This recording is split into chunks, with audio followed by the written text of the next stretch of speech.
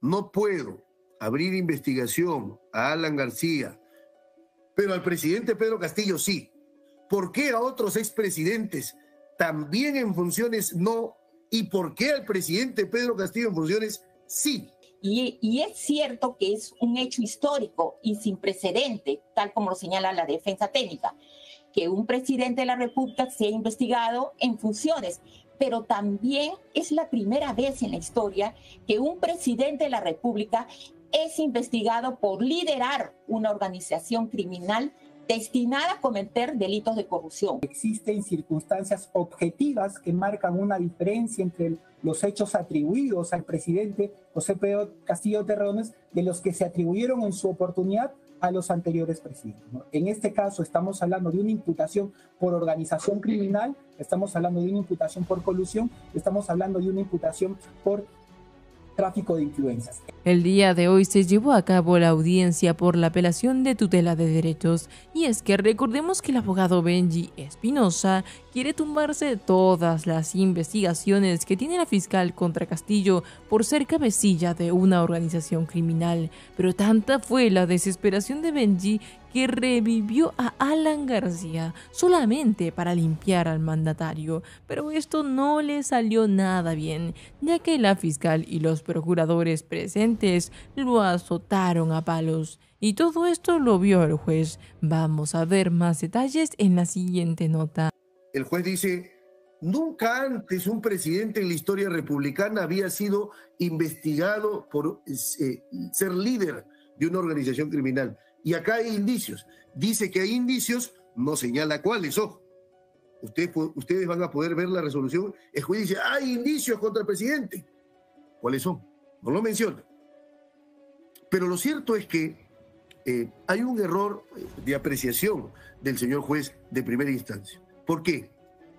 Porque voy a utilizar acá lo que la Corte Constitucional llama el tertium comparationis, o el término de comparación. Para poder determinar si hay una infracción al principio de igualdad, a la cláusula de prohibición de discriminación, hay que establecer cuál es el término de comparación. Es decir, hay que establecer cuál es la situación idéntica. Y entonces, lo que ha pasado antes con el presidente Alan García, con el presidente Alejandro Toledo, con el presidente Ollanta Humala, todos eran presidentes de la República, constitucionales de la República. Y todos ellos durante su mandato. Ese es el término de comparación. Presidente durante su mandato. Cuando se les denunciaba, los fiscales de la Nación, uno a uno, la doctora Adelaida Bolívar, la doctora Gladys Echaíz, el doctor Pablo Sánchez decía: esta denuncia no puede prosperar, yo no puedo abrir investigación porque el 117 me lo prohíbe. No puedo investigar. Ellos no decían acusar, no puedo investigar, no puedo abrir diligencias preliminares o no puedo abrir investigación preliminar porque el 117 me lo prohíbe. Pero al presidente Pedro Castillo sí. ¿Por qué a otros expresidentes también en funciones no? ¿Y por qué al presidente Pedro Castillo en funciones sí? Esa es la discusión que el juez ha eludido. Acá no está en discusión que el delito es organización o no, eso no está en discusión. La discusión es si era presidente y si estaba en funciones. Rápidamente. El caso del presidente Alan García está en los anexos de este incidente. Ustedes pueden ver cómo la doctora Gladys Echaíz, en el caso 167-2008, delitos contra la administración pública, abuso de autoridad, enriquecimiento ilícito, peculado, malversación de fondos. En cuanto a los cargos por la comisión de los delitos, son distintos a los supuestos contemplados en el mencionado artículo 117.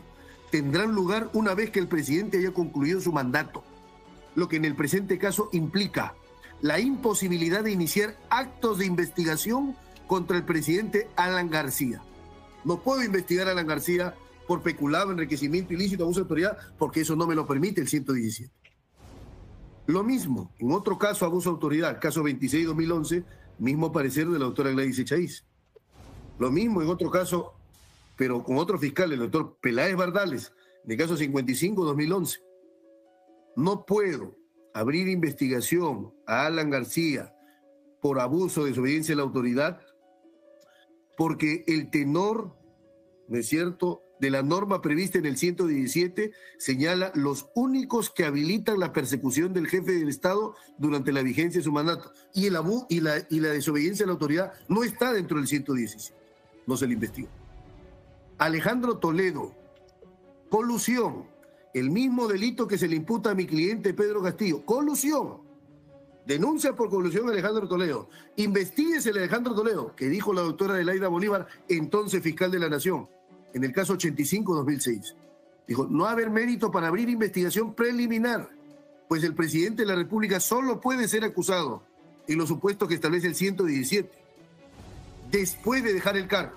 Por eso es que una vez que el presidente Toledo dejó el cargo, 6 meses después, recién la doctora Carolina Lizárraga lo incluye en la investigación. Durante su mandato, no. Casos 209-2015, 317-2015, Ollantaytamala, denuncia... Sí, tenemos claro esos temas, usted ya lo ha planteado en sus escritos. Sí, por favor. Y es cierto que es un hecho histórico y sin precedente, tal como lo señala la defensa técnica, que un presidente de la República sea investigado en funciones, pero también es la primera vez en la historia que un presidente de la República es investigado por liderar una organización criminal destinada a cometer delitos de corrupción en las más altas esferas del gobierno, condición actual del presidente de la República.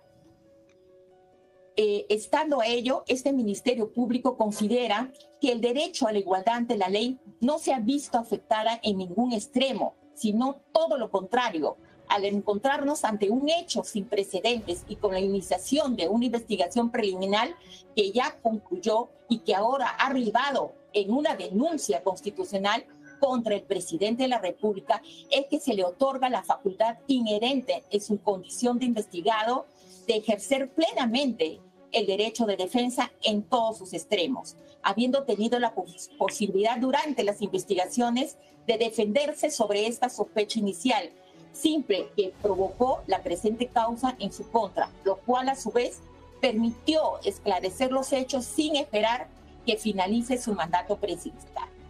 Por tales consideraciones, conforme a estos fundamentos fácticos y jurídicos antes señalado, este ministerio solicita que debe declararse infundado el recurso de apelación interpuesto por la defensa técnica del presidente José Pedro Castillo Terrones y confirmar la resolución número 4 de fecha 22 de junio del 2022, que resolvió declarar infundada la solicitud de tutela de derecho. Muchas gracias. Muy bien. El doctor Soria Luján, de la Procuraduría Pública del Estado, General del Estado. Muy buenos días, señor magistrado. Por parte de la Procuraduría General del Estado, el abogado Joel Enrique Córdoba Rojas, asimismo como abogada interconsulta, la doctora Lilia del Río Farro. Perdón, ¿quién va a hacer uso de la palabra? Creía que era el doctor Soria. No, va a ser usted. ¿Qué cargo tiene usted? Soy abogado de la Procuraduría General del Estado con número de registro del Colegio de Abogados de Lima. Correcto, ya. Abogado de la PG, ya. Muy bien. Correcto. Ahora bien, señor magistrado, se ha hablado mucho también en esta diligencia sobre la vulneración al principio de igualdad. Señor magistrado, nosotros durante la exposición de la defensa hemos estado buscando las investigaciones o los casos que se ha citado para señalar que los anteriores fiscales de la nación han tenido un criterio completamente distinto. Queremos citar 3 de los casos que han hecho mención en esta audiencia para que se pueda entender bien cuál es la diferencia entre los supuestos de hecho que acompañaban a las denuncias anteriores y el supuesto de hecho que acompaña a la denuncia actual. Se ha citado el caso 167 de 2008, ¿no?, contra el entonces presidente Alan García y, bueno, que en ese entonces era la fiscal Gladys Echaide. Nosotros debemos de entender aquí el considerando quinto de la resolución citada por la defensa, ¿no?, que en cuanto a los cargos por la presunta comisión de los delitos de abuso de autoridad, enriquecimiento ilícito, abuso de autoridad y enriquecimiento ilícito no son delitos que entendemos que estén vinculados a organizaciones criminales. Cabe precisar que según lo previsto en el artículo citado, hacen una mención a todo lo diferente y al final se señala, no obstante, es de advertirse del contenido de la denuncia que no se aprecia dato fáctico alguno que permite inferir indicios razonables de la presunta comisión de los ilícitos denunciados. Nos piden cuál es la diferencia entre las anteriores posiciones del pronunciamiento del Ministerio Público respecto del actual. En principio aquí tenemos una. En el caso 167-2008 se señaló, no se advierten indicios. 1, 2, los delitos por los cuales se estaban procesando, estamos hablando del delito de abuso de autoridad, el delito de enriquecimiento ilícito. De la misma manera, respecto del caso 26-2011, igual la fiscal Gladys Echaí Ramos contra el procesado Alan Gabriel. El argumento es el mismo, no obstante lo cual es de advertirse el contenido de la denuncia que no se aprecia dato fáctico alguno, ¿no?, que permite inferir indicios razonables. De la misma manera, en el caso 55-2011... Señor abogado, está claro todos los argumentos, pero en conclusión de este punto sobre igualdad, ¿cuál es su planteamiento, su línea, su propuesta interpretativa, pues? ¿Cuál es? Magistrado, entendemos que no se ha vulnerado el derecho a la igualdad por cuanto existen circunstancias objetivas que marcan una diferencia entre los hechos atribuidos al presidente José Pedro Castillo Terrones de los que se atribuyeron en su oportunidad a los anteriores presidentes, ¿no? En este caso estamos hablando de una imputación por organización criminal, estamos hablando de una imputación por colusión, estamos hablando de una imputación por tráfico de influencias. El delito más grave, entendemos, señor presidente, es el delito de organización criminal, porque es un delito cuya comisión no es instantánea o no se consuma con el solo acto, sino que se entiende por la finalidad de la organización criminal, tienen una proyección de extenderse en el tiempo en la comisión de hechos ilícitos. Y además, señor magistrado, se entiende que los indicios que existen en esta carpeta fiscal, a diferencia de las anteriores carpetas, son indicios que, digamos, expresaban o que se construían un estándar probatorio que sobrepasaba la sospecha simple o otro nivel de sospecha, ¿no? Asimismo, el magistrado tiene que tener en cuenta que los anteriores pronunciamientos no hacían una mención exclusiva al artículo 117, sino que acompañaban esa mención al artículo 117 con los argumentos de fondo, es decir, siempre hacían mención a una atipicidad respecto de los delitos. Muy bien, señor abogado, ya concluyó su tiempo. Un minuto para que nos diga la conclusión, nada más. Señores magistrados, señores miembros del tribunal, en esta oportunidad nosotros solicitamos que se declare infundado por el pedido de la agencia técnica del investigado, por cuanto el concepto acusar que regule el 117 de la Constitución no puede ser interpolado, no puede ser trasladado analógicamente a espacios que regulan el ámbito de competencia de la fiscal de la Nación, porque el concepto penal que establece o que se regulen esos supuestos tiene una naturaleza completamente distinta. Asimismo, procesal penal, ¿no es cierto? No penal, procesal penal, ¿cierto? El concepto de acusación. Muy bien. Ha concluido esta audiencia. Ya inmediatamente resolveremos. Buenos días. Muy bien, señor presidente, permiso. Como acabas de ver, el abogado de Castillo está que se jala los pelos. Y es que ya no tiene cómo defender a Castillo, tanto así que recurrió a revivir a Alan García y traer de vuelta a Toledo y a Ollanta, solamente para dar a entender que la corrupción de Castillo es menor que la de los expresidentes.